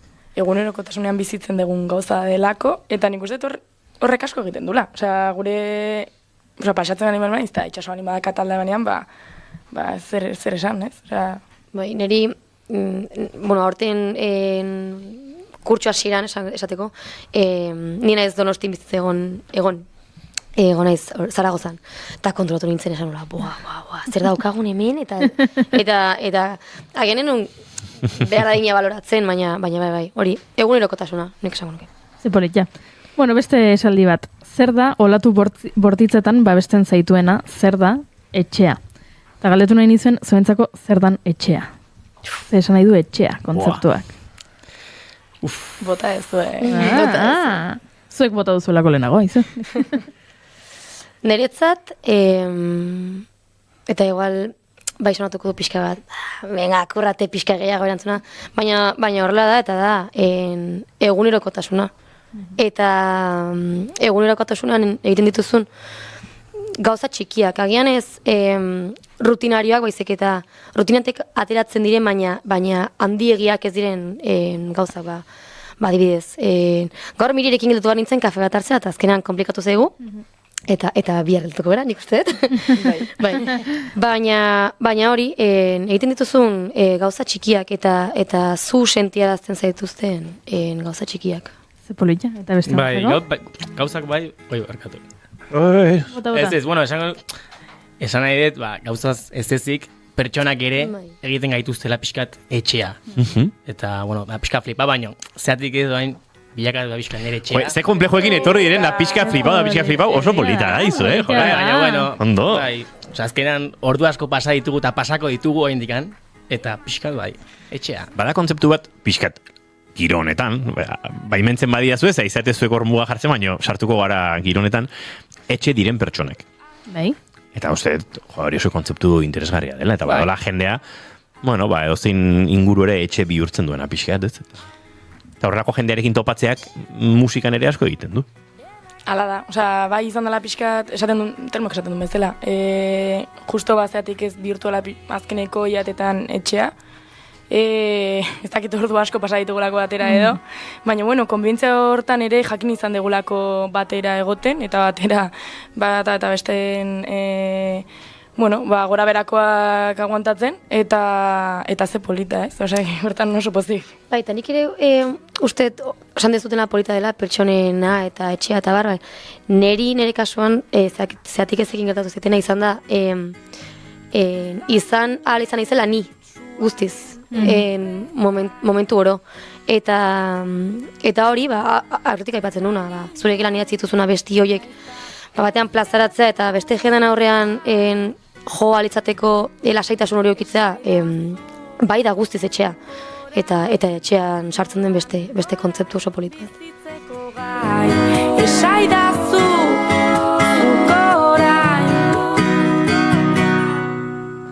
Eta azkeneko galdera badago esaldi bat diskoan asko gustatu zaidan eta uste dut diskoan zuten dutenetako askok behintzat beraien burua islatuta ikusiko dutela. Dela etxaia duzu parean ispilu aurrean, ez? Zenbat pertsonari gertatzen zaian ispilura begiratu eta gauza itxusiak pentsatu, gauza itxusiak esan, eta horrek gero nola eragiten duen, ez? Gure pentsakeran hitzagidazu pixkat gehiago esaldi honen inguruan. Bueno, esaldi hori dago idatzita, intro abestian dago. Eta intro azkenean konturatzen bali mazatea da pixka frika da, baina gustatzen zaizkigolako gozak. Daude esaldiak dedikatuak, album osoko abesti bakoitzari. Orduan, etxaia duzu parean, ispilu aurrean, da ispilu aurrean abestiari indako esaldia edo. Eta referentzia guztiz hori, batzutan ez du zertan askotan pentsatzegu fisikoa izan daitekela, baina ez du zertan ere ez fisikoa izan behar. Igual ikusten zera eta egin dituzun jarrera batzuk edo fisikoa ere, ikusten zazura ispiluan aurrean eta ez dakazun izkutatzerik, ze zure aurrean zea, ez dakazu besterik iteri. Eta hortik dator pixka eta beste ispilu aurrean, ez? Orduan, zuzenki islatzen du, gauza bat uste asko pasatzen duguna. Polita. Izu sarraskia gainditu duzu, Toma! Nik azken galdera bat besterik ez daukat, bigarren kantu eskaini eta gaurko saioa agurtzen hasi aurretik. Ez dut topatu krediturik liburuzkan, baina ilustrazioak zeinak dira? June del Campo. Zureak dira June? Horregatik ez duzu sinatu, horregatik ez du jartzen zeinak diren. Baina azaldu orain dituzu mesedez, azaldu. Ni oso politak iruditu zaizkit, horretik iruditzei dana azpimarratu behartzela, baina enekin zureak zirenik, Hau pixka dator, garatuko pixka bat, ilustrazioen guzti hau. Berez, aurreko urtea zen ere karrerako azkeneko urtea. Ni naiz taldeko helduena eta aurreko urtea mokatu behar nun bez karrera eta horretarako egin marret TFG edo grado amairako lana, ditzen zaion gala. Eta, horren arira, ni aurten lehenu aipatu duten bezala, enaiz Donostin egon, Zaragozan egon naiz, eta neukan munduko denbora guztia TFG egiteko. Eta TFG egin ordez, bizkat bola egin zitzaidarako, sinintzen ilustrazioak marrazten. Eta bola urte esende dakatela iPad bat, eta badokator aplikazio bat Good Notes, dizen dela. Gerora esan diatela, nola egin dituzu horra ama... Gero derrepenti kenduko diate Good Notesen suskriptzioa dozermetez.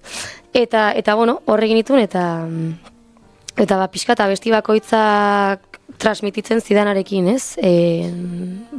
Egina izan ditut marrazkiak eta egia esan pozinago, asko gustatzen zaizkit.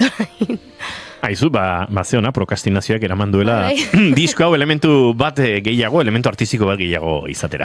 Entzuleok, zeatik ez taleko lagunekin ari gara, baina agurtu ere egin behar ditugu, bigarren kantu bat eskatu behar diegu, eta bigarren kantu horren inguruan ere, zertxo bait kontatu nahi badigute, kontatu beharko digute. Etxeari eskeniko diguzue, eta urbek helikoiak endo eta trompeta prestatu dagoeneko, beraz, beste formatutxo batean, etxeari buruz, ez dakit zerbait gehitzeko geratzen den, pixkat aritu gara etxearen kontzeptuaren inguruan, beraz, zerbait gehiago gehitu nahi baduzu eta bestela bagoaz.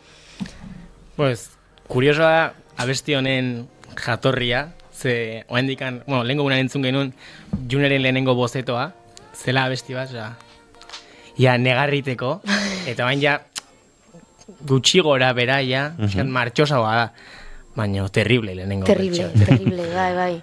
Bazakit, triste mengon edo zerbait eta falta moztun etxea, eta hori, etxea. Aizue, kantu honekin agurtuko ditugu, eskerrik asko benetan gaur gurean izateagatik, eta, jarraituko dugu harremanetan, ikusiko dugu elkar kontzertuetan. Zoazte gure set akustikora, eta laizzer arte. Esker. Eskerrik asko.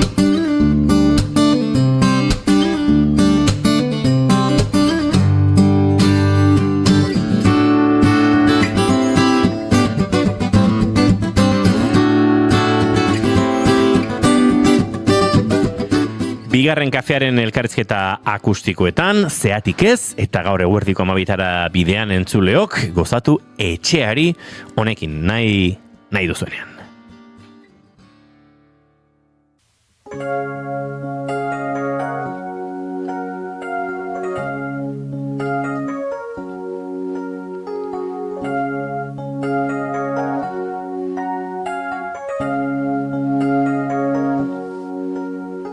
Itxaso parean argia bizkarretik mundua ikusten da hemendik.